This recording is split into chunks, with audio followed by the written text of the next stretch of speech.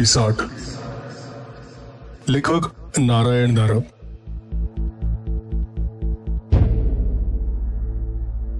पिसाट. अरविंद कॉटवर उताणा झोपला होता. उघड्या पंजांची मानेखाली घडी होती. हातांचे स्नायू मधून मधून दगडासारखे ताठ होत होते. ते मोठ्या प्रयासानं तो परत सैल सोडत होता. वरच्या डागळलेल्या पांढऱ्या छतावर बाहेरच्या पानांवरून आलेला हिरवट परावर्तित प्रकाश पडला होता. त्यात अस्पष्ट सावल्या हलत होत्या. त्यांच्यावर त्याची नजर एकटक खेळली होती. शेवटचा दिवस.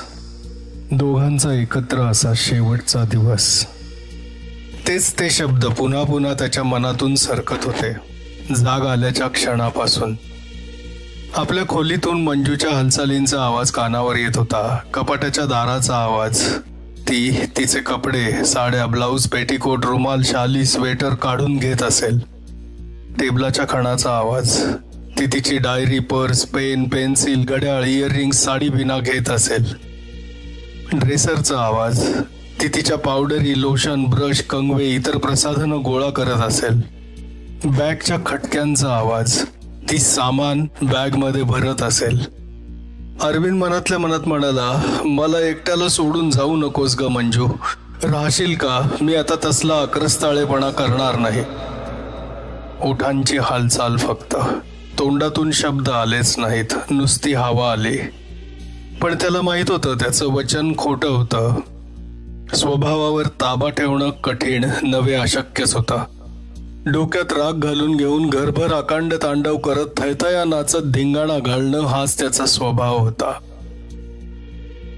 तो कुशीवर वळला. आतल्या खोलीचं दार आता त्याच्या नजरेच्या टप्प्यात आलं होतं.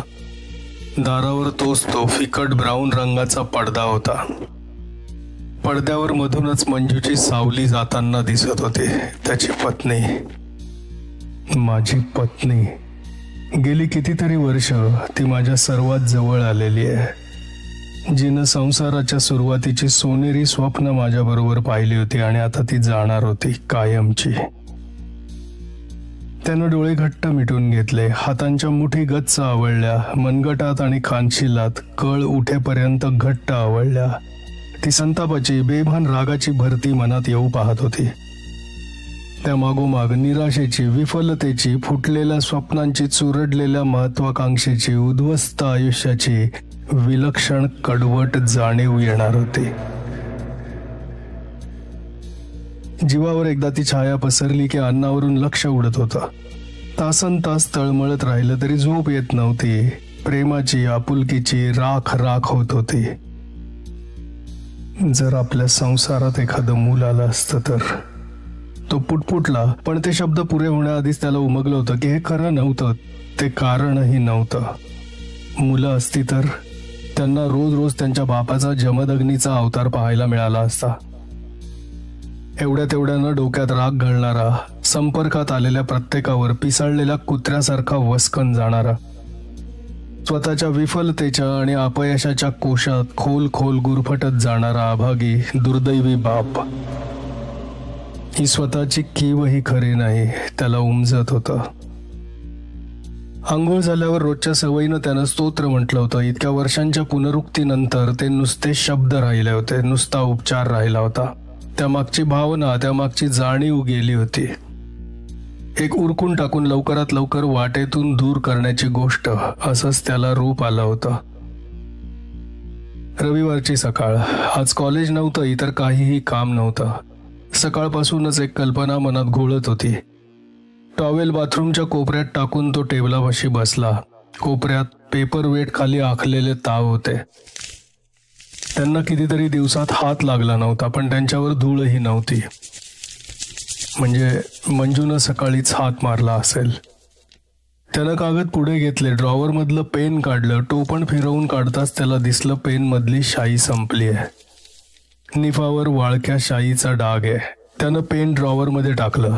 तिथेच एक सबंध नवी पेन्सिल होती, सुंदर टोक केलेली. हातात घेऊन त्यानं 2 शब्द लिहिले नसतील तेवढ्यात कट्ट आवाज करून पेन्सिलचं शिसं मोडलं. त्याचा चेहरा कठीण झाला. डोळे बारीक झाले. ओठांवर ओठ दाबून धरत त्यानं ड्रॉवरमधलं पेन्सिलीला टोक करण्याचं यंत्र काढलं. जोरजोरात पेन्सिल फिरवून टोक केलं. कागदावरचा भुसा फुंकरला, यंत्र खाली ठेवलं, पुन्हा लिहायला सुरुवात केली. कट. पुन्हा पेन्सिलचं शिसं मोडलं. लहानसा काळा तुकडा कागदावरून घरंगळत गेला. त्याचा चेहरा संतापानं लाल भडक झाला होता. शरीरातल्या स्नायूंना पीळ पडला होता. कानशिलावरची शीर थडथडत होती. पेन्सिल दोन्ही मुठीत धरून तो पेन्सिलीकडे एखादं विषारी जनावर असावं अशा द्वेषानं, घृणेनं तो पाहत होता. त्यानं हात उचलले, पेन्सिल टेबलच्या कडेवर आपटून तिचे 2 तुकडे केले आणि ते जोरानं खालच्या बास्केटमध्ये टाकले. मर मर, बंब असता तर तुला जाळूनच टाकलं असतं. रागानं थरथरणाऱ्या ओठातून त्वेषानं शब्द आले. आवळलेल्या मुठी टेबलवर ठेवून तो बसला होता. डोळे विस्फारलेले होते, ओठ थरथरत होते. संतापाचा अर्क सर्व शरीरात मुरत होता. सकाळचा सर्व ताजेपणा, सर्व उल्हास, सर्व उत्साह विरून गेला होता. तोच संतापाचा काळा अर्क मेंदूच्या नसानसातून झिरपत होता. मनातल्या नव्या कल्पना त्याखाली करपून जात होत्या. टेबलावर एकदा मूठ आपटून तो खुर्चीवरून उठला. खोलीच्या दारापाशी बाहेर पाहत उभा राहिला. मोठ्या प्रयासानं त्यानं शरीरातला ताण कणाकणानं कमी करत आणला. टेबलाखालच्या टोपलीत रागानं फाडून टाकलेले अर्धवट लिखाणाचे कागद, टीकात्मक पत्र, न चाललेली बॉल पेन्स यांचा खच होता. त्यांच्यातच आता पेन्सिलचं लाकूड, रबर, शिसे याचे तुकडे येऊन पडले होते. निर्जीव जड वस्तू. पण क्षणमात्रच टोपलीत खसखस आवाज आला. अर्थात अरविंदचं लक्ष नव्हतं. लक्ष असतं तरी ध्यानात येण्यापूर्वीच तो आवाज थांबलाही होता. तो दाढी करत होता, म्हणजे सुरुवात करणार होता. हानवटीच्या खाली आदल्याच दिवशी वस्ताऱ्यानं एक बारीकशी जखम झाली होती. धार कदाचित फार जास्त आली असावी, पण आज जेव्हा त्यानं गालावरून वस्तारा खाली ओढला तेव्हा नुसता फेस वस्ताऱ्याबरोबर खाली आला. गालावरची दाढीची निळसर वाढ तशीच होती. 2दा वस्तारा फिरवूनही दाढी गुळगुळीत होतच नव्हती. तो संशयानं आणि संतापानं हातातल्या वस्ताऱ्याकडे पाहत होता. कालची एवढी तीक्ष्ण धार एकाच दिवसात बोथट कशी झाली? आता 3-3दा खरडत बसावं लागणार. चेहऱ्यावरची कातडी हुळहुळी होणार. एक प्रकारच्या संतापानं त्यानं वर पाहिलं. वस्तारा उगारलेला हात घेऊन आरशातला संतप्त चेहरा त्याच्याकडे बेभान नजरेनं पाहत होता. नजरांची टक्कर होतात जणू ठिणगीत झडली. हे काय आहे, हे काय आहे? स्वतःशीच पुटपुटत अरविंदानं डोळे झाकून घेतले आणि हात सावकाश खाली आणला. अरविंद जेवणाच्या टेबलापाशी बसला होता. सुरुवातीस मंजू सर्व आटोपून 10लाच दोघांची पानं घ्यायची, पण मग ती मागूनच जेवायला लागली. कोणत्या क्षुल्लक गोष्टीनं अरविंदचा तोल जाईल याची काही शाश्वतीच नसायची. आरडाओरडा, ताटवाटी, भांड्यांची आदळापट असं काही झालं की तिचं अन्नावरून लक्षच उडे. त्यापेक्षा मागून शांतपणे जेवणं बरं. तो टेबलपाशी बसला होता. ओट्यावरच त्याचं पान तयार करून तिनं टेबलवर आणून ठेवलं. भाजी होती, डाळ होती, चटणी होती, लिंबाच्या मिरच्या होत्या, पण तो नाराजीनं पानातल्या पदार्थांकडे पाहत होता. भाजीचा एक घास त्यानं तोंडात घातला. ती त्याला अळणी वाटली. तोंडाला चव येण्यासाठी मिरचीचं बोट लावलं. त्यानं जिभेला चटका बसला. डाळीचा घास घेतात जीभ भाजली. पोळीचा तुकडा चटदिशी तुटेना ती त्याला चरबट वाटली. मोठ्या डोळ्यांनी पोळीकडे पाहत त्यानं एक मोठा लचका तोडला. ताटाला हिसका बसला. डाळ, भाजी, मिरच्या एकत्र झाल्या. त्याचा संताप अनावर होत होता. ओट्याला पाठ लावून उभी असलेली मंजू असहाय्यपणे त्याच्याकडे पाहत होती. अरविंदच्या हातांची उघडझाप होत होती. त्याच्या सर्वांगातून संतापाच्या जणू वाफाच निघत होत्या. एखाद्या विषारी ढगासारखा त्याचा संताप घरभर पसरत होता. त्याचं किटण दारा खिडक्यांवर, फर्निचरवर, भांड्या कुंड्यांवर, पडद्यांवर, घरातल्या प्रत्येक वस्तूवर चढत होतं. दिवसाचे आणि रात्रीचे 24 तास हे चाललं होतं. त्याच्या संतापाचे, तिरस्काराचे, उद्वेगाचे, द्वेषाचे आघात त्या घरावर, घरातल्या प्रत्येक लहान मोठ्या वस्तूवर होत होते. धबधब्याच्या आसपास 24 तास अतिसूक्ष्म तुषार सतत पडत राहावेत तसा त्या विषाचा सतत वर्षाव होत होता. घरातल्या अवकाशाचा कण कण या रसरसत्या अघोरी संतापाच्या शक्तीनं व्यापला होता. अशी एखादी मर्यादा होती का की जी ओलांडताच या निर्द्रव्य अशब्द विकाराला एक सहेतुक स्वतंत्र अस्तित्व येईल? मंजूची सावली पडद्याआड स्थिरावली होती. ती विचार करत होती. कशाचा विचार करत होती?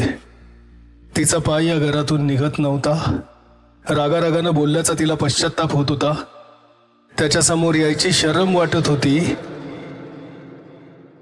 आपल्या कानांची पाळी गरम झाल्याची त्याला जाणीव झाली. मनाच्या तळाचा संतापाचा कर्दम खदखदायला लागला होता. ही वेळ नाही, ही रागाची वेळ नाही. शेवटचा क्षण असा विकृत व्हायला नको, तो स्वतःला बजावत होता. दोन्ही हातांनी चेहरा घट्ट झाकून घेत होता. मन तडफड तडफड करत होतं. जत्रेतला रंगेबिरंगी दिव्यांचा पाळणा त्याच त्याच रंगांची पुनरावृत्ती करत काळ्या आकाशावर फिरत राहावा, तसे तेच तेच विचार त्याच्या मनात चक्षून समोर फिरत होते. मी 40 वर्षांचा झालोय. मी इथल्या कॉलेजमध्ये मराठीचा असिस्टंट प्रोफेसर आहे. एकदा म्हणजे सुरुवातीस, किती पूर्वी, देवा किती पूर्वी, मी लेखक होण्याची महत्वाकांक्षा मनात बाळगून होतो. असं वाटलं होतं की लेखनाला हा व्यवसाय आणि हे वातावरण अगदी आदर्श ठरेल. काही तास लेक्चर्स घ्यायची, उरलेल्या वेळात लेखन करायचं.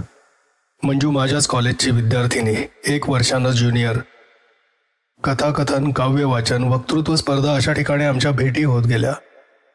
MA होताच नोकरी लागली आणि तिच्याशी लग्न केलं. तेव्हा वाटलं होतं आता यश काय हाताच्याच अंतरावर आहे. तेव्हा वाटलं होतं मनात जे जे काही आणलं होतं ते जीवनात साकार होणार आहे. 18 वर्षांपूर्वी, 18 वर्षांपूर्वी कुठे गेली ही 18 वर्ष? जवळजवळ 2 दशकं अर्धवट लिहून फाडून फेकून दिलेल्या कागदांच्या ढिगाऱ्यात शोधायची. रात्र रात्र विचारात काढली. त्या वाया गेलेल्या लक्षावधी सेकंदांच्या पसाऱ्यात शोधायची. यशाचं गुपित कुठे होतं? स्फूर्तीचा झरा का आटला होता? सृजनाच्या अनुभूतीचा तो क्षण कधीच का येत नव्हता? तो होता तिथेच उभा होता. डोक्यावर तारांगण फिरावं, एक एक नवा तारा क्षितिजावर उगवावा, वर वर चढावा, तशी नवी नवी नावं लोकांसमोर येत होती. पैसा, प्रसिद्धी, लोकप्रियता यांचा ओघ त्यांच्याकडे वाहत होता. त्याच्या मनात विषाद का येऊ नये? विषादाला वैफल्याची, मग त्याला संतापाची आणि शेवटी अपयशाच्या भीतीची काळी किनार का येऊ नये? मन आक्रसत आक्रसत शेवटी स्वतःभोवती वेटोळी घालून बसलं होतं. अश्मिलात पानाचा दगड व्हावा तसं ते कठीण झालं होतं. त्यातली ग्रहणशक्ती गेली होती. नव्या कल्पनांना तिथे आता प्रवेश नव्हता आणि त्या कठीण पृष्ठावर आपटणाऱ्या त्याच्या सर्व भावना, सर्व विकार परत बाहेर फेकले जात होते. सर्व भावनांचा त्याच्या आसपास सतत एक अदृश्य निर्यास होत होता. मंजू पडद्याबाहेर आली. तिच्या अंगावर डाळिंबी रंगाची नायलॉनची साडी होती. ती साडी पाहताच त्याच्या मनाला हिसका बसला. 3-4 वर्षांपूर्वी त्यानं तिच्यासाठी ती मुंबईहून आणली होती. तिला तो रंग खुलून दिसायचा. पण तीच साडी ती आत्ता का नेसली होती? त्याला खिजवण्यासाठी संतापाचा नाग मनाच्या गर्भात वळवळ करायला लागला. नाही नाही नाही, अरविंद स्वतःशीच म्हणत होता. मंजूला तेवढी एकच नव्यातली साडी आहे. त्यानंतर तिनं काही विकत आणलेलंच नाही. पण त्यात त्याचा काय दोष होता? असिस्टंट प्रोफेसरचा पगार तो किती असणार? महागाईची वाढती कमान तर होतीच. पैशाला किती वाटा होत्या? तो तिच्या पायाकडेच पाहत होता. तिच्या चेहऱ्याकडे पाहिलं तर आपला स्वतःवर ताबा राहीलच याची त्याला शाश्वती नव्हती. वाऱ्यानं तिच्या मागचा पडदा हलत होता. त्याच वाऱ्यावर तिनं वापरलेल्या सेंटचा मंदसा वारा त्याच्यापर्यंत पोहोचत होता. तोच तो सेंट तिला आवडत होता म्हणून, की दुसरा घेण्याचा खर्च तिला करायचा नव्हता म्हणून? पण किती ओळखीचा वास. मंजू घरात असली की घरभर दरवळत असायचा आणि आता ती गेली की घर एकदम रिकामं होणार होतं. त्याला त्याची कल्पनाच करता येत नव्हती. मंजू त्याला सोडून आजवर परगावी राहिलीच नव्हती. म्हणजे आपण लोकांकडे गेलं की त्यांना बोलावणं आलं, त्यांचा पाहुणचार आला, खर्च आला, घराची घडी विस्कटणं आलं. आता रिकामं घर कसं असेल. कॉलेजातून टेनिसचा एखादा सेट खेळून एखाद्या मित्राकडे जाऊन घरी परत आलो की मंजू त्याची वाट पाहत असायची. आता ती असणार नाही ही कल्पनाच असह्य होती, संतापजनक होती. इतकं का तिनं त्याला परावलंबी करून ठेवलं होतं. अगदी लहान सहान क्षुल्लक निरर्थक गोष्टींसाठी सुद्धा त्याचं तिच्या वाचून आडावं अशी स्थिती येईपर्यंत, तिच्या वाचून मी अगतिक आहे अशी माझी धारणा होण्यासाठी त्याची नजर साडीवरून सरकत सरकत तिच्या चेहऱ्यावर गेली. मंजू दारापाशीच उभी राहून त्याच्याकडे पाहत होती. तिचा चेहरा जरा ओढल्यासारखा दिसत होता का? डोळ्यांच्या कडांवर पाणी तरंगत होतं का? चेहरा किंचित सुकल्यासारखा दिसत होता का? म्हणजे तू जायचं नक्की केलंयस तर? आपला आवाज किती थंड निर्विकार आहे त्याला नवला न वाटलं. हो, ती हलकेच म्हणाली. कटकट गेली. तोंडून शब्द अगदी निघणार होते. शेवटच्या क्षणी त्यानं स्वतःला आवरलं. एकच क्षण, आता आतताईपणा नको. सगळा विचार केला असशीलच. ती काही बोलली नाही. तिनं दोन्ही हात नुसते हवेत पसरले. मला तुझ्याशी वाद घालायचा नाही, तुझी तू स्वतंत्र आहेस. ती काहीच बोलली नाही.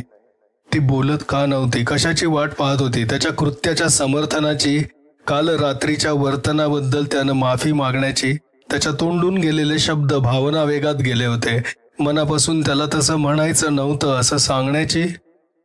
तिच्यावर त्यानं हात टाकला तरी त्याच्या मनातला राग तिच्यावर नव्हता, स्वतःच्या अपयशावर होता, स्वतःच्या चक्काचूर झालेल्या भंगलेल्या स्वप्नांवर होता असं स्पष्टीकरण देण्याची. आणि किती दिवस मातोश्रींकडे राहणार आहेस? बोलता बोलताच त्याला वाटत होतं आवाजातला उपहास क्षणभर सुद्धा आपल्याला दूर ठेवता येत नाही का? खाली पाहत मंजू म्हणाली, ते मी कसं सांगू? तुमच्यावरच सारं अवलंबून आहे. माझ्यावर? सारं माझ्यावर अवलंबून आहे दरवेळी सारखं आत्ताही? एक हात वर करत मंजू म्हणाले, आता कशाला वादावादी हवी आहे? शब्दानं शब्द वाढतील. मला खरंच त्याचा कंटाळा आलाय. त्यापेक्षा गाशा गुंडाळून पळून जाणं सोपं नाही का? त्या क्षणी तिची मान एकदम वर आली. नजर त्याच्यावर खेळली. पळून जाते? 18 वर्षानंतरही हा आरोप तुम्ही करता माझ्यावर? 18 वर्ष 24 तास तुमच्या सहवासात काढलेली मी, मला काही दिसत नाही की कणाकणानं तुम्ही स्वतःचा नाश करून घेत आहात, स्वतःच्या सर्व आयुष्याच्या चिंध्या चिंध्या करत आहात? मला दिसत नाही का मीही तुमच्या बरोबर त्या भोवऱ्यात सापडलेली आहे, की शेवटी मलाही वेड लागणार आहे आणि माझ्यावर तुम्ही पळून चालल्याचा आरोप करता? तिला आसू आता आवरत नव्हते. बोटानं तिनं डोळ्यांच्या कडा पुसल्या. माझ्या अंगावर हात टाकलात हे खरंय, पण शरीराच्या जखमा काही कायम राहत नाही. तुम्ही पुन्हा पुन्हा म्हणत होतात तरी माझ्या जाण्याचं कारण ते नाहीये. एक पाऊल पुढे टाकत ती म्हणाले, अरविंद, माझ्यावर रागावून मला मारलं तरी मला त्याचा राग नाही, कारण मग मला तुमच्या मनात काहीतरी स्थान राहील. पण तसं नाहीये. मी तुमच्या वाटेतली एक धोंड आहे, अडगळे. मी तुम्हाला नकोय. मंजू, मी पुन्हा सांगतो, नको. त्याला मध्येच अडवत ती म्हणाले, याचसाठी मी इथून जाते. आता मला हे सहन होत नाही. दिवसा दिवसा गणिक तुमच्या मनात माझ्याबद्दल जास्त जास्त तिरस्कार यायला लागलाय, पण तुम्ही सारा दोष माझ्यावर लादत आहात. म्हणजे तुला असं का म्हणायचंय? खरंच खरंच सांगते, त्याच्यावरची चर्चा आता पुरे. ती वळून परत आत गेली. चर्चा पुरे? एवढ्यानं काय झालंय? मंजूच्या काल्पनिक आकृतीला उद्देशून त्याच्या मनात विचार येत होते. अजून काहीच सांगून झालं नाही. मी काय हरवून बसलोय तुला कल्पना आहे का मंजू? का तुला ते समजत नाही? माझ्या लेखनानं लोकांचे डोळे दिपवणार होतो, समीक्षकांची झोप उडवणार होतो, जीवनाचा अर्थ मला उलगडून दाखवायचा होता. अमर अक्षर सोनेरी शब्दांची उधळण करायची होती. आता काय राहिलंय? ती ठिणगी केव्हाच विझलीय. मी जिवंत आहे का मेलोय याची तरी कोणाला फिकीर आहे? एक फडतूस रवंत करणारा रटाळ प्रोफेसर गेला म्हणतील. असे 1000 आले आणि 1000 गेले. आणि मी काय करू? मी करू तरी काय? मी त्याचे विचार अडखळले, मंदावले, थांबले. समोरचं वॉल हँगिंग किणकिण करत होतं. मंजूनं आवडीनं तयार केलेलं. 2-3 रुपयांचं साहित्य लागलं असेल. त्या खर्चाबद्दलही तो तिला किती टाकून बोलला होता. मंजू, तो बोलला, पण इतक्या हलके की त्यालाही तो शब्द ऐकू आला नाही. एका जागी राहणं अशक्य झालं. तो कॉटवरून उठला. खाली पाय टाकताच त्याची सपाता लिनोलियमवर घसरली. कॉटचा कठडा आधारासाठी धरून तो त्या सपातेकडे पाहता पाहता आतला अंगार उसळून आला. ती सपाता हातात उचलून तिचे तुकडे तुकडे करायची त्याला अनिवार्य इच्छा होत होती. सपाता हातात घेऊन तो ती एखाद्या विषारी जनावरासारखी उलटी सुलटी पिळत होता. त्याच्या तोंडून एक अर्वाच्य शिवी निघाली. तो मंजूला विसरला होता. बाकीचं सर्व विसरला होता. आधी या सपातेचं कांडात काढल्याखेरीज त्याला इतर काही सुचणार नव्हतं. संतापानं त्यानं सपाता फरशीवर आपटली. त्याच्या मनातला संताप एकाएकी ओसरला, फार नाहीसा झाला. पाण्याच्या लाटेखालून वर आल्यासारखं त्यानं डोकं हलवलं. हा एखादा वेडाच्या झटक्यासारखा झटका आला होता का? त्याचं मन बेताल होत होतं का? मंजूला आपल्या खोलीत जाऊन सांगावं का की माझा तोल जातोय, मला सावर? क्षणार्धात त्याचा चेहरा बदलला, कठीण झाला. तो बाथरूमकडे वळला. मला काहीही झालेलं नाही, मला काहीही झालेलं नाही, तो स्वतःशीच म्हणाला. माझ्या मनावर साखळ्या पडल्यात, माझं मन गुदमरत आहे आणि मंजूची मदत तर होत नाहीच, उलट. बाथरूम मध्ये पाऊल टाकताच सुगंध आला. तिनं एवढ्यातच साबणानं हात तोंड धुतला असावं. तो सुगंध अजून दरवळत होता. मंजूचा सुगंध. कदाचित त्याचं नीट लक्ष नसेल. खिडकी उघडण्याकरता त्यानं झडपेला हात लावताच हातात कुसळ गेलं. बोट दुसऱ्या हातात घट्ट धरून तो खिडकीला हलक्या आवाजात शिव्या देत होता. इतका हळू का बोलतोयस? तिच्या कानावर जाऊ नये म्हणून. मनात कुठेतरी एक विचार उमटला. आयला करत त्यानं खिडकीवर मूठ आपटली. दार दांडदिशी बाहेर फेकलं गेलं. वाकून त्यानं बोटातलं कुसळ काढलं. रक्ताचा बारीक थेंब तिथे चमकत होता. टेप कपाटात होती. कपाटाचं दार त्यानं एका हातानं उघडायचा प्रयत्न केला, पण ते जाम बसलं होतं. त्यानं जोराचा हिसका मारताच दार जोरात आपटलं. डोळे घट्ट मिटून तो गोल गोल फिरत होता. त्याचा चेहरा वेदनेनं आणि संतापानं विकृत झाला होता. दात गच्च आवळून त्यानं किलकिला डोळ्यांनी आसपास पाहिलं. एक जुनाट खोली, पारा उडालेला आरसा, ठिकऱ्या उडालेली बेसिन, भिंतीच्या प्लॅस्टर मधली वेडीवाकडी नागमोडी चीर, रंग जडलेल्या भिंती. प्रथमच त्याला एक नवी जाणीव झाली. काहीतरी तरल, काहीतरी विरळ, नाशासाठी घाव घालायला टपून बसलेलं. ही जाणीव नवीन होती. सगळे मनाचे खेळ, मनाची माया काल्पनिक.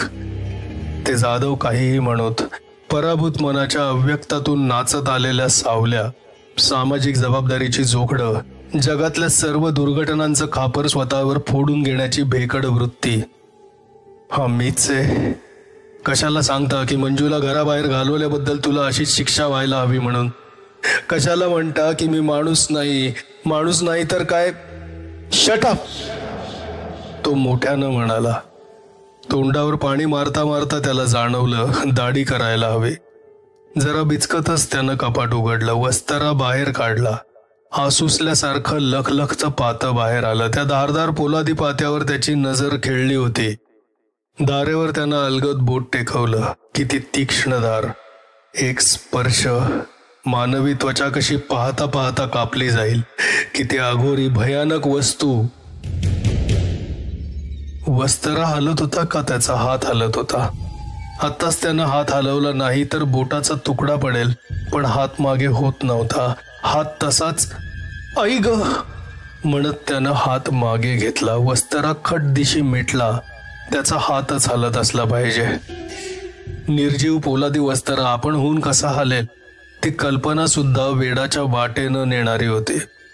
वस्ताऱ्यानं दाढी करायची छातीच होईना. वस्तारा कपाटात ठेवता ठेवता तो फुटफुटला. सेफ्टी रेझरच आणायला हवा. नेमका एखाद्या वेळी हात सटकायचा. त्यानं पुढे विचारच केला नाही, पण मन हादरलं होतं. दूरवरच्या वादळाचा गडगडाट कानी यावा तशी मनाला भावी अशुभ घटनांची एक थरथरती चाहूल लागली होती. आरशातल्या प्रतिबिंबाकडे पाहता पाहता मन मागे गेलं. त्यावेळी तो चहा कॉफी यांना स्पर्शही करत नसे. ड्रिंकचं तर नावच सोडा. कशानंही बावरून न जाण्याचा त्याचा स्वभाव होता. सिगारेट तो तर स्वतः ओढत नसेच, त्या धुराचा वास सुद्धा त्याला सहन होत नसे. आता हा वेळी अवेळीचा चहा, मन मानेल तसं मद्य पिणं, हातात सतत ते सिगरेटचं धूर ओकणारं थोटूक, एवढा बदल कसा झाला? सिद्धहस्त लेखकांच्या तथाकथित IQ कथांवरून केलेली नक्कल, मनाला चेतवण्यासाठी वापरलेले अंमली पदार्थ, पण त्याचा काही उपयोग झाला होता का? मुळीच नाही. टेबलावरचे समोरचे कागद दिवसांमागून दिवस कोरेच राहिले. शब्द अडून बसत, हट्टी मुलासारखे लपून बसत, मनासमोर येतच नसत. रचलेली कथानक पाण्यात पडलेल्या ढेकळासारखी विरघळून जात. पात्र विद्रूप केलेल्या बत्थड बिनचेहऱ्याच्या मातीच्या पुतळ्यांसारखे होत. आणि संतापाची गोष्ट ही होती की आपल्यात सृजनशीलता आहे हे त्याला मनोमन माहीत होतं. हा पोकळ गर्व नव्हता, स्वतःची फसवणूक नव्हती. पण काळ जात होता, चालला होता तशी त्याची गती वाढत होती.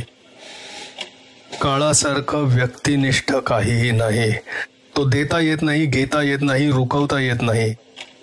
थांबवायला गेलं तर आणखीच वेगानं क्रमणा करतो. टकटक करत सेकंद मोजणारं घड्याळ त्याचा शत्रू झालं होतं. काळ काय घड्याळात होता. काळाच्या आरीवर गगनातून फिरणारा सूर्य त्याला शत्रूसारखा वाटत होता. काळ काय ऊन सावलीत होता. काळ त्याच्याच मनात होता. वेळ गेला नाही ना हे पाहण्याचाच त्याला नाद लागला. वेळ कशासाठी वाचवायचा हे तो जणू विसरूनच गेला. पण त्या काळजीला अस्वस्थतेची झाक केव्हा आली, त्यावर संतापाचा लाल ताव केव्हा चढला, त्यावर तर्कदुष्टतेचे काळे किरण केव्हा पसरले. मागे केव्हा तरी कधीतरी हे झालं होतं. या संतापाचा, उद्वेगाचा, विफलतेचा पगडा त्याच्या मनावर बसला होता हे खरं, पण ही केवळ निराशा होती किंवा तिची जरा प्रमाणाबाहेरची प्रतिक्रिया होती. मग ते भोसले काहीही म्हणत, त्यांच्या वायफळ बडबडीकडे लक्ष देण्यात अर्थ नव्हता. त्याची सुरुवात त्याच्यात स्वतःतच होती. सुरुवातीचा नाखुशीचा एखादा शब्द, एखादी रागीट नजर, एखाद्या वेळी नकळत रागानं मुठी आवळणं. पण या क्षुल्लक उगमातून सुरुवात झालेला अतिरेकी विकारांचा हा ओघ आपल्या विकृत मार्गानं खाली खाली गेला होता. त्याच्या अंतर्मनाच्या गाभ्यात जाऊन रुतला होता. एखाद्या विषारी सर्पासारखी वेटोळ्यावर वेटोळी टाकून बसला होता. त्या द्वेषाचे, संतापाचे, अधीर, अविवेकी तिरस्काराचे धुमारे आता शरीरातील कणाकणात पोहोचले होते. ब्रशनं दात घासता घासता लक्ष दुसरीकडे कुठेतरी गेलं. ब्रश हिरडीवर जोरानं आपटला, इतका की दातातून कळ आली, डोळ्यात पाणी उभं राहिलं. ब्रश दोन्ही हातात धरून त्याचे तुकडे तुकडे करावे असं त्याला वाटत होतं. त्यानं हात सावकाश खाली घेतले. मनावर आवर घातला पाहिजे. संतापाला शरीरावर मात करू देता उपयोगी नाही. क्षणाक्षणाला असं माथं भडकत राहिलं तर त्याच्या हातून काहीच होणार नाही. पण त्याच्या मनात विचार आल्याखेरीज राहिला नाही. एवढ्यात त्याला एकट्यालाच हे लहान सहान अपघात या घरात का होत होते? दारात बोट सापडणं, हाताला चुका, पिना, टाचण्या, खिळे टोचणं, कपाटाच्या दारावर डोका पटणं, जणू काही सर्व घरात एक सुडाची प्रेरणा वावरत होती. सर्व निर्जीव वस्तूतही त्यामुळे एक हिंस्त्र घातकी शक्ती वावरायला लागली होती. नाही नाही, असले विचार म्हणजे त्या भोसल्यांनीच वेळी अवेळी सुनावलेल्या तर्कटाचा परिपाक होता. नाही, खरी गोष्ट ही असली पाहिजे की स्वतःच्याच विचारांच्या नादात आसपासच्या गोष्टींकडे त्याचं असायला पाहिजे तेवढं लक्ष राहत नसेल. त्यामुळेच हे सर्व लहान सहान अपघात होत असले पाहिजेत. असा वेळ जात होता. यव्वनात 9:30 वाजले होते. सकाळी मन ताजं असतं म्हणून लेखन करायचा त्याचा निर्धार होता. मग तो अशा फालतू गोष्टीत वेळ का दवडत होता? का टेबलपाशी त्या धूळखात पडलेल्या कोऱ्या कागदांच्या चळतीसमोर बसायची त्याला आताशा भीती वाटायला लागली होती. आता तर घरात थांबणंच अशक्य होतं. मंजूच्या अस्तित्वाची जाणीव क्षणाक्षणाला होणार होती. काही तासातच ती या घरातून कायमची जाणार ही असह्य टोचणी मनाला लागलीच असती. केसांवरून नुसताच हात फिरवून तो बाहेर आला. घाईघाईनं कपडे बदलून मंजूनं विचारण्यापूर्वीच तो घराबाहेर पडला. कशाला तो लॅबोरेटरी जवळून गेला. दारातून भोसलेच बाहेर येत होते. अगदी समोरासमोर गाठ पडली. त्यांना टाळणं अशक्यच झालं. काय वैद्य, आज सकाळी रिकामेच दिसतात, भोसले म्हणाले. नाही, पिरियड आहे, पण जरा उशीर आहे. या ना कॅन्टीनमध्ये, एखादी कॉफी घ्यायची. नको, आत्ताच नाश्ता. त्यानं थाप मारली. कॉफी एक निमित्त होतं, मला तुमच्याशी बोलायचंय. आता नाही म्हणून पुढे गेलं तर तो अक्षम्य उद्धटपणा झाला असता. त्याला भोसल्यांबरोबर सायन्स कॅन्टीनमध्ये जावंच लागलं. भोसले मुख्यतः वस्तुशास्त्राचे प्राध्यापक होते, पण त्यांचा स्वभाव अनेक विषयात चिकित्सक संशोधन करण्याचा होता आणि वागण्यात इतका पारदर्शक चांगुलपणा होता की अरविंद सारखा हेकट तापट माणूसही त्यांच्याशी सरळ राहत होता. 8 वर्षांपूर्वी भोसले कॉलेजात रुजू झाले होते. टेनिस कोर्टवर अरविंदशी त्यांचा परिचय आणि मैत्री जमली होती. एका रविवारी त्यांना घेऊन तो त्यांच्या घरी आला होता. दाराच्या आत पाऊल टाकताच भोसले थबकून उभे राहिले होते. तो प्रसंग अरविंदला अजूनही स्पष्ट आठवत होता.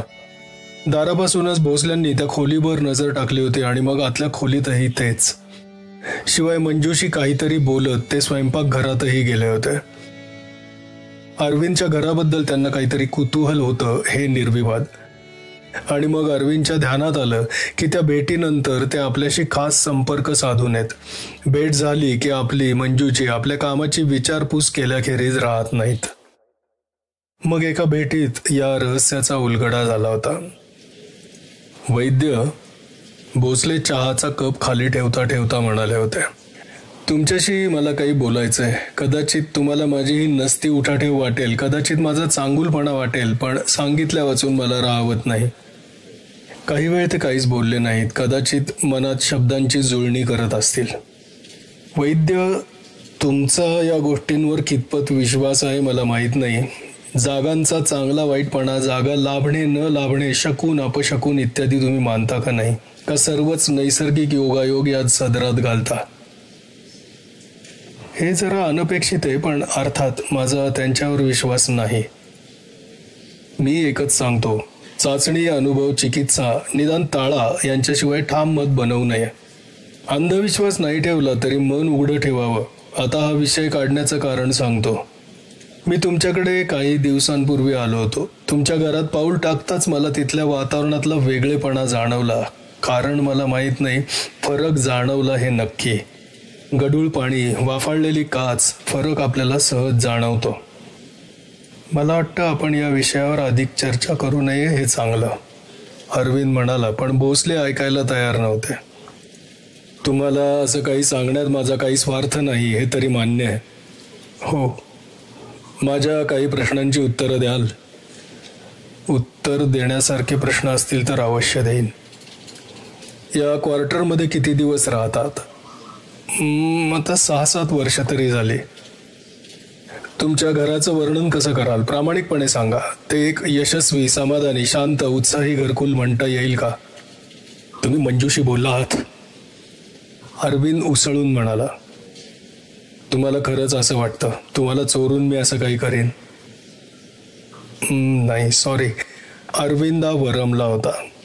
माफ करा, काही वेळा माझा ताबा राहत नाही. आता तुमच्या प्रश्नाला खरं उत्तर द्यायचं म्हणजे नाही असंच द्यावं लागेल. तुमचे प्रॉब्लेम काय आहेत ते तरी सांगू शकाल? आपल्या थोरल्या भावाशी बोलतो आहोत असं मानून चला हवं तर. आधी अरविंद अडखळला, पण मग शब्द आले. बांध फुटलेल्या धरणाच्या पाण्यासारखे आले.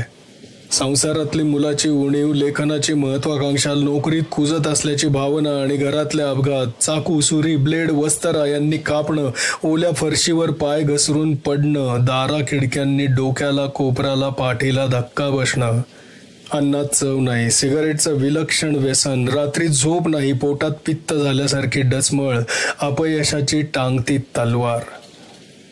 पूर्वी तुमचा असा रागीट चिडचिडा स्वभाव होता. माझं मी काय सांगू, पण नसावा. आता शेवटचा एकच प्रश्न. एवढ्यात तुमच्या स्वभावात सुधारणा होत चालली आहे का बिघाड होत चाललाय? सुधारणा होत नाहीये नक्की. मग भोसल्यांनी त्यांचे विचार मांडले. वैद्य, मी सांगतो त्यावर एकदम विश्वास ठेवू नका, पण निदान विचार करा.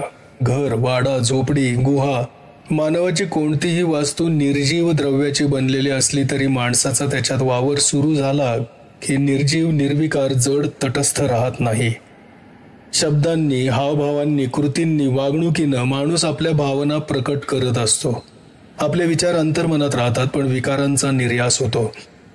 आणि आपल्या वास्तुशास्त्रातला पहिला नियम हा आहे, शक्तीचा कधीही नाश होत नाही, तिचं रूपांतर होतं. प्रकाशाची उष्णता होईल, उष्णतेची गती होईल, पण शक्ती नष्ट होत नाही. तेव्हा आपल्या विकारांची शक्ती आसपासच्या वरवर जड, निर्जीव वाटणाऱ्या वास्तूवर आपटते, तिथे शोषली जाते. एखादा अपघात झाला असेल, तिथे आपल्याला खिन्न, उदास वाटतं. मला एवढंच सांगायचंय, मानवी भावनांचा काही ना काही अंश तिथे मागे राहत असतो आणि तो आपल्याला जाणवतो. वैद्य एक साधी वास्तुशास्त्रातली उपमा देतो. पृष्ठभागावर पडलेला प्रकाश परावर्तित होतो. पृष्ठभाग जर पांढऱ्या रंगाचा असेल तर जास्त परिवर्तन होईल. तो जर काचेला असेल तर सर्व प्रकाश परावर्तित होईल. पण त्याच काचेला जर अंतर्गोल आकार दिला तर प्रकाश नुसता परावर्तित होणार नाही, तर तो एका बिंदूत एकत्र येईल. साध्या उन्हात अशा आरशासमोर कागद धरला तर त्या बिंदूपाशी कागदाला पेटवण्या इतकी शक्ती एकत्रित झालेली असते. वैद्य, तुमच्या अनुभवांचं तुम्ही पृथक्करण करणार नाही का? त्यांच्या संख्येत, त्यांच्या तीव्रतेत वाढ होत आहे हे ध्यानात घेणार नाही का?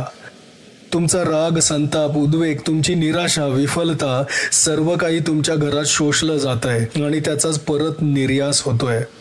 तुमच्या घरात पाय टाकताच मला हे जाणवलं होतं. तुमच्या घराचा कण कण या शक्तींनी भारला जातोय.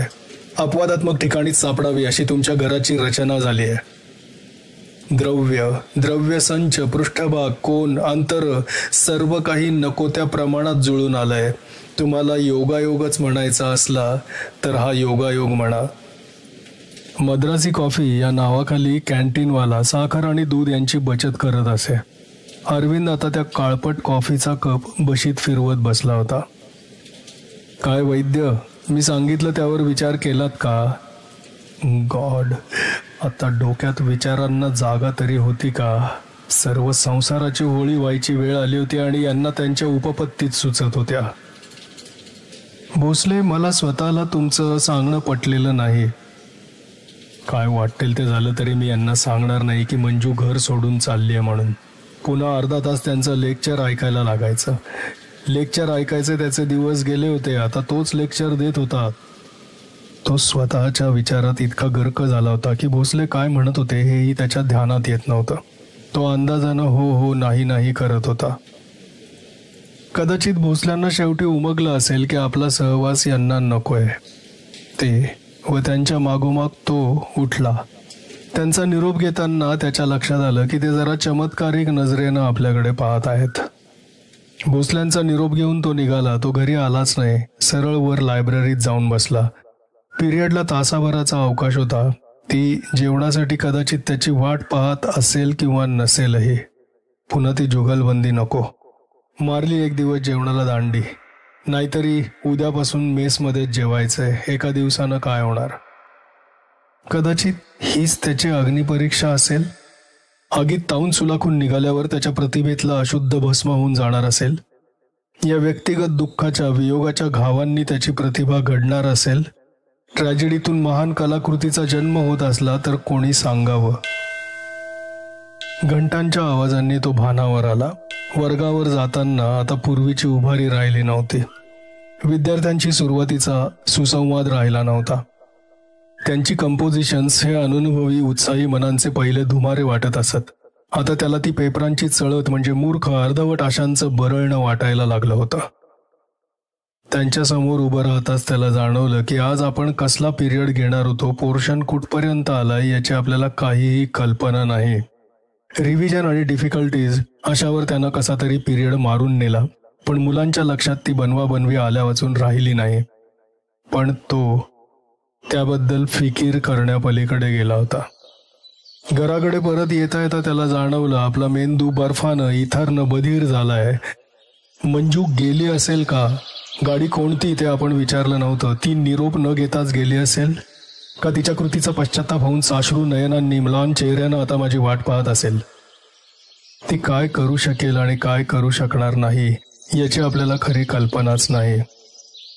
इतकी वर्ष तिच्या अगदी निकट सहवासात काढूनही आपल्याला तिची खरी ओळखच झालेली नाही.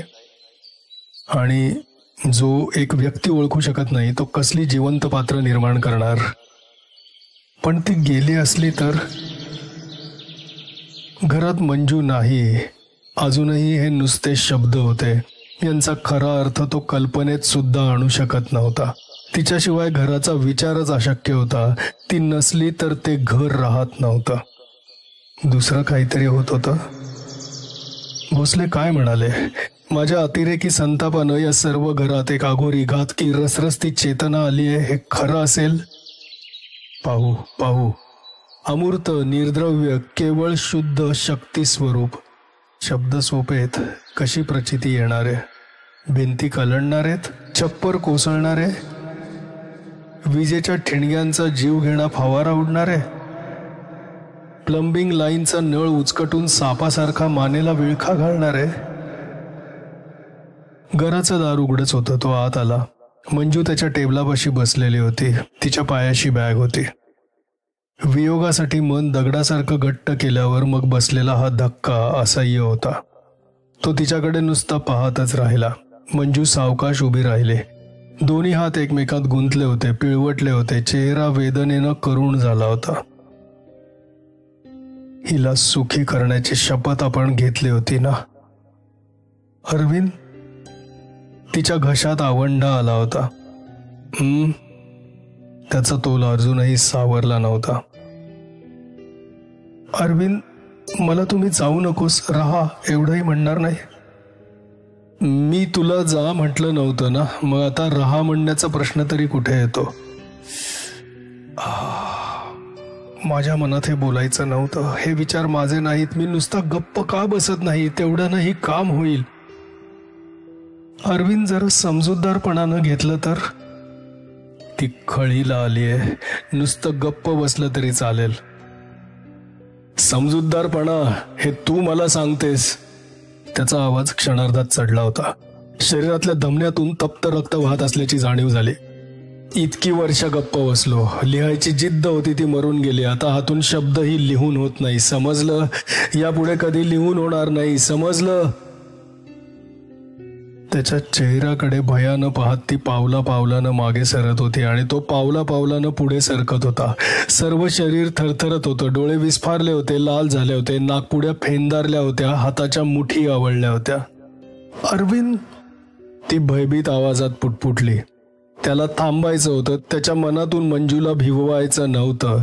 संतापाची नवी लाट आली. संताप त्याच्या शरीराबाहेर ओसंडू लागला. शरीरावरचा ताबाच गेला होता.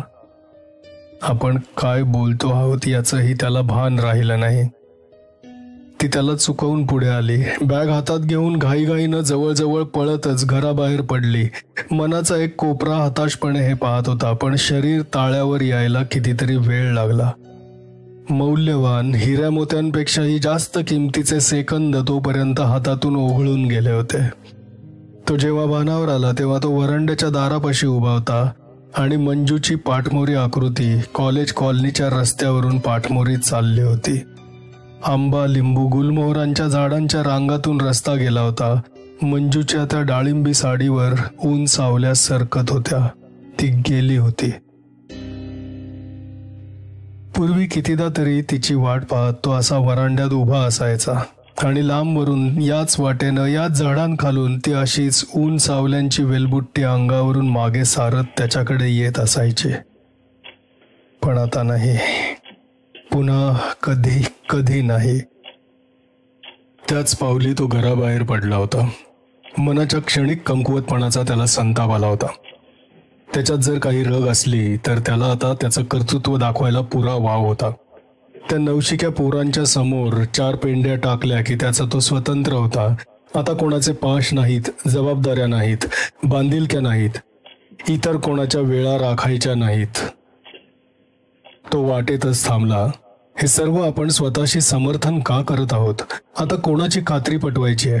आता ही पुनरावृत्ती कशासाठी? मध्येच त्यानं घड्याळात पाहिलं. 12:30 वाजले होते. पोटात 2 घास घालायला हवे होते. कॅन्टीनमध्ये 2 डिश घेतल्या. कडवट चहाचा 1 कप घेतला.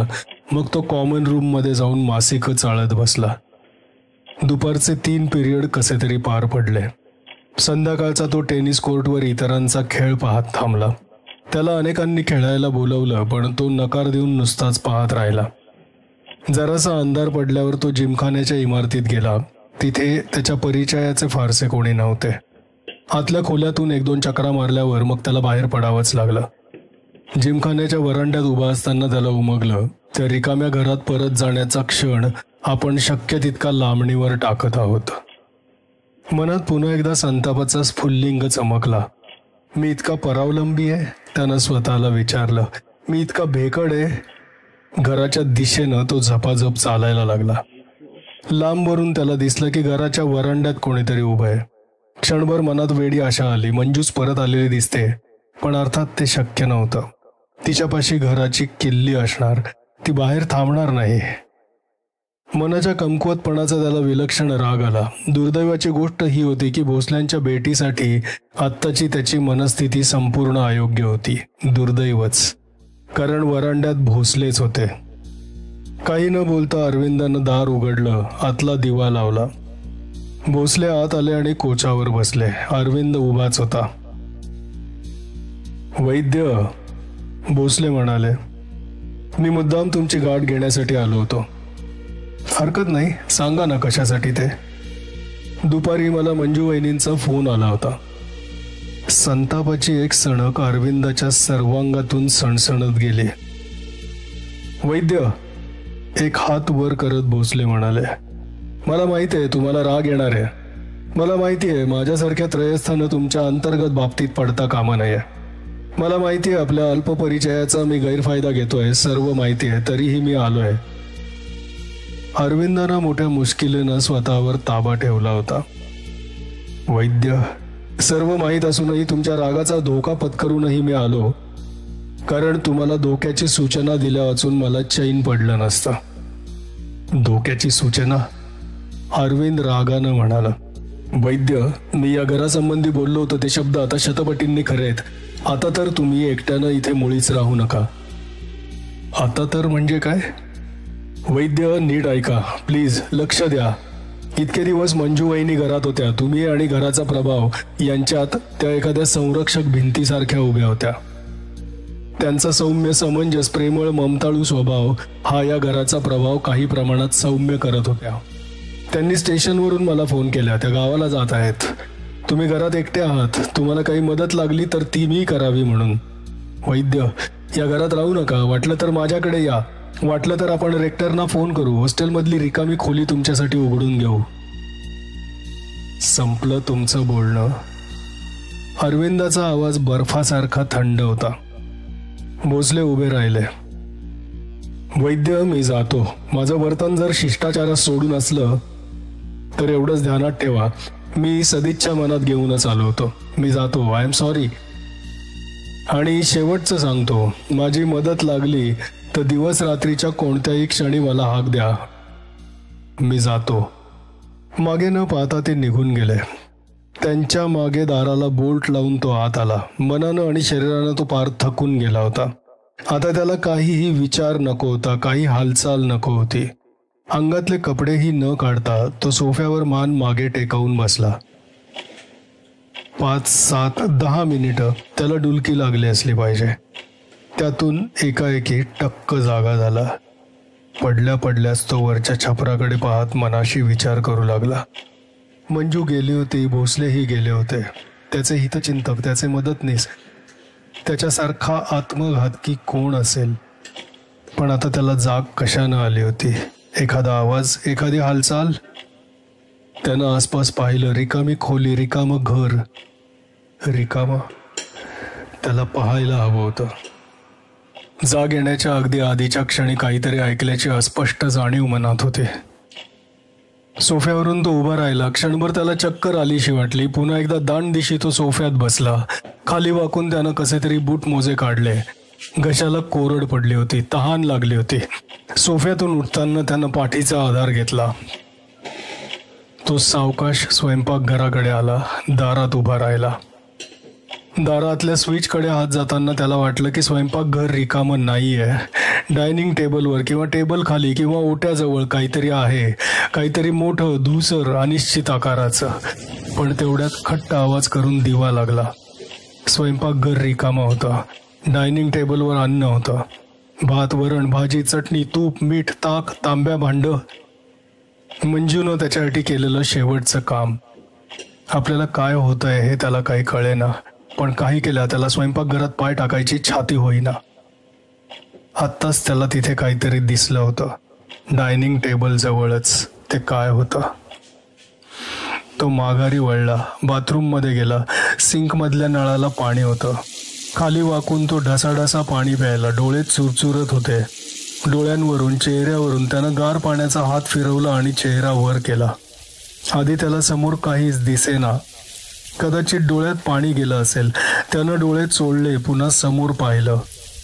आरशाची काच होती, तिथे धुराची वेटोळी दिसत होती. जणू काही काचेच्या अणूंचं रूपांतर धुरात झालं होतं. धूर हळूहळू विरला. समोर काच आली, आरशात चेहरा आला, पण काय भयानक, हिडीस, विद्रूप चेहरा. काहीतरी ओरडत तो मागे सरला, पण आरशातला चेहरा फिदी फिदी हसत होता. हे काय आहे? हे काय होत आहे? तो विचार करत होता, हे सर्व माझ्या मनाचे चाळे असले पाहिजेत. मी मनावर ताबा मिळवला पाहिजे, मन शांत करायला पाहिजे. तो सावकाश सावकाश मागे सरत होता. बाथरूमच्या दाराला कसा काय धक्का लागला त्याला समजलं नाही, पण दार जोरात आत आलं. दाराची कड त्याच्या पाठीवर जोरात आपटली. वेदनेनं त्याच्या तोंडून आई ग असा विवळता उद्गार निघाला. हातानं पाठ धरून तो कसा तरी हॉलमध्ये आला. गोंधळून तो चारी बाजूंना पाहत होता. स्वयंपाकघराचं, बाथरूमचं सर्व दारं सावकाश मागे पुढे होत होती. जी दारं त्यानं जाताना लाथेनं लाथाडली होती, आता ती सर्व दारं हालत होती. सर्व खोल्यातून एखादा वारा वाहत असल्यासारखे. पण त्याला तर काही जाणवत नव्हतं. हाही त्याच्या मनाचा भासच असला पाहिजे. त्याच्या कल्पनेपेक्षा त्याच्या मनावर विलक्षण ताण पडला असला पाहिजे. नर्व्हस ब्रेकडाऊनच्या प्रारंभीच्या खुणा अशाच असतात का? त्यानं डोळे घट्ट मिटून घेतले, खूप मोठा श्वास घेतला आणि तो सावकाश बाहेर पडला. डोळे उघडले तेव्हा सर्व हालचाल थांबली होती. कपाळावर घामाचा ओलावा आल्याचं त्याला जाणवत होतं. ही त्या प्रकाराची अखेर होती का हा तात्पुरता विसावा होता? आणि आता प्रथमच त्याच्या मनाला भीतीचा स्पर्श झाला. त्याला इथे शारीरिक धोका होता. भोसले म्हणाले होते, केव्हाही माझ्याकडे या. त्यांच्या प्रामाणिकपणाबद्दल शंका घ्यायला जागा नव्हती, पण इथून जायचं म्हणजे त्यांची सर्व उपपत्ती मान्य करायची. आणि मग अर्थात मंजूला परत बोलावणं आलं. कदाचित तिच्या काही अटीही ती घालेल. हा गर्व, हा वृथा अभिमान, हा आत्मगंड चूक आहे. ते काही माझे शत्रू नाहीत. ते सदैव मला मदत करायलाच तयार आहेत. मी या खोट्या अभिमानाला बळी पडता कामा नये. अशी सपशेल शरणागती पत्करायची नाही, कदापिही नाही. त्यानं मूठ दुसऱ्या तळव्यावर आपटली. तो परिचित संताप शरीरावर वर्चस्व गाजवायला लागला होता. कानशिलाची पाळी गरम व्हायला लागली होती. नजरेवर लाल ताव यायला लागला होता. मी हार खाणार नाही, तो त्या रिकाम्या घरात ओरडला आणि गर्रकन वळला. एवढ्यातच काहीतरी सरपटत मागे गेलेलं पाहिल्याचा त्याला भास झाला होता. पण मागे काहीही नव्हतं. पण एकदम फर्र आवाज करून बेसिन मधला नळ सुरू झाला. कदाचित त्याच्याच हातून मगाशी उघडा राहिला असेल आणि आता अचानक पाण्याचा जोर वाढला असेल. पण नळ बंद करावा लागणारच होता. तो तिकडे वळणार तेवढ्यात नळ बंद झाला. अरविंद गोंधळून मागे परत वळला. खोलीतली हवा गरम झालीशी वाटत होती. त्याला गुदमरल्यासारखं वाटत होतं. कदाचित संतापाचाही परिणाम असेल. गार हवा हवी होती. तो खिडकी उघडायला गेला, पण हात एकदम तावदानावर आपटला. त्यानं हात एकदम मागे घेतला. तळव्याला काचेनं कापलं होतं. खिडकीचं हेच दार त्यानं केव्हा तरी रागानं धाड दिशी उघडलं होतं. तेव्हा तावदानाची काच खळखळत फुटल्याचं त्याला आठवलं. काच बदलायची राहूनच गेली होती. तळव्यातून लिनोलियमवर ठिबकणाऱ्या लाल भडक रक्ताकडे तो नुसता पाहतच राहिला होता. शेवटी तुला रक्ताची चटक लागली होय. तो अर्धवट स्वगत, अर्धवट आसपास वावरणाऱ्या, न दिसणाऱ्या पण जाणवणाऱ्या अस्तित्वाला रागानं उद्देशून म्हणाला, दाखवतोच तुला आता. खुर्चीला लाथ मारण्यासाठी त्यानं पाय मागे घेतला, पण त्याआधीच खुर्ची सर्र दिशे आवाज करत त्याच्या गुडघ्यावर येऊन आपटली. त्याचा तोल जाऊन तो मागे कोसळला. रक्तानं माखलेला लाल भडक हात एकदम नजरेसमोर आला. जखमेला बेन्झीन, आयोडीन पट्टी लावायला हवी होती. खुर्ची पायानं दूर करून उठण्यासाठी त्यानं हात डोक्यावर नेला. टेबलाच्या पायापासच्या बास्केटला हात लागताच ती कलंडली, गरंगळत पुढे आली. आतले कागदाचे बोळे खसखसत त्याच्या तोंडावर आले. जणू काही त्याचं नाक तोंड बंद करण्याची त्यांची खटपट चालली होती. त्यात कचऱ्यात पेन्सिलीचे तुकडेही होते. मोडलेल्या पेन्सिलींचे तुकडे, त्यांना तीक्ष्ण धार होती. त्यातला एक खचदिशी गालात घुसला. काहीतरी ओरडत धडपडत अरविंद दूर झाला, कसा तरी उभा राहिला. वरचा दिवा आलत होता, पण भिंतीवरून सरकत होत्या त्या सावल्या नव्हत्या. लालसर रंगाचे पट्टे भिंतीवरून हालत होते. दोन्ही हात छातीशी धरून तो मागे सरला. मागे बेडरूमचं दार होतं. तो जवळ येताच वाऱ्यावर उडाल्यासारखा पडदा फडफडत पुढे आला आणि त्याच्या गळ्याभोवती आवळला. पडदा जोरात ओढताच पडद्याच्या गजासकट सर्व त्याच्या डोक्यावर पडलं. आधारासाठी त्यानं भिंतीला हात लावला, पण भिंतच त्याच्या हाताखाली हल्ल्यासारखी वाटली. इतकी गुळगुळीत लागत होती की हातच ठरत नव्हता. पडदा दूर करून त्यानं वर पाहिलं. सर्व दारं पुन्हा हलायला लागली होती. पडदे फडफडत होते. कॅलेंडर, फोटो भिंतीवर हालत होते. दिवे हिनकळत होते. पंखा गरगर फिरत होता. सर्व घरच त्याच्या विरुद्ध मारेकऱ्यासारखं उभं टाकलं होतं. तो या घरातून या क्षणी बाहेर पडला तरच वाचणार होता. मधल्या एका जरा शांत क्षणात तो दारातून बाहेर गेला, पण तो व्हरांडा नव्हता, ती बाथरूम होती. बाथरूमच्या दारानं क्षणभर अगदी हुबेहूब बाहेरच्या दारासारखं रूप धारण केलं होतं. तो फसला होता. बाथरूमचं दार मागे दाणदिशी बंद झालं. शांत रहा, शांत रहा, तो स्वतःला बजावत होता. आरशाकडे तो पाहत नव्हता. तिथे काय दिसेल याची शाश्वती नव्हती. वरच्या छतातला तडाव वाचलेल्या चेहऱ्यासारखा दिसत होता. आता कुठे पाहायचं नाही. बँडेज काढण्यासाठी त्यानं कपाटाच्या दाराला हात लावला. दार धाड दिशी उघडलं. त्याच्या गालावर आपटलं. वेदनेनं त्याच्या डोळ्यांवर अंधारी आली. गॉज, बँडेज, आयोडीनसाठी त्यानं कपाटात हात घातला. हात बाहेर आला तेव्हा हातात वस्तरा होता. त्याला मूठ उघडवतच नव्हती. वस्तरा हातातून निघतच नव्हता. वस्तरा धरायला दुसरा हात जवळ नेताच लखलखतं पातं सट दिशी वर आलं. वखवखलेल्या जनावरासारखं ते पातं हाताकडे पुढे येत होतं. वस्तऱ्याचा हात मागे घेताच वस्तरा वर आला. छातीवरून अलगद फिरला. शर्टच्या चिंध्या झाल्या. त्याला आपला हात आवरताच येत नव्हता. वस्तरा पुन्हा छातीवरून फिरला. रक्ताची लाल रेषा उमटली. वस्तरा वर वर येत होता. त्याच्या गळ्याकडे येत होता. आरशातलं प्रतिबिंब खदा खदा हसत होतं. मंजू, मंजू, मंजू, मला वाचव. त्याच्या तोंडून किंकाळी निघाली.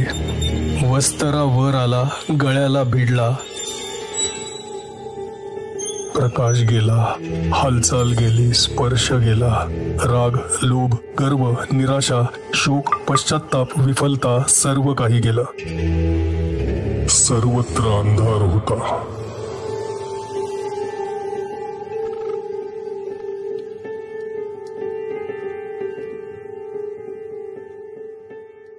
पिसाट.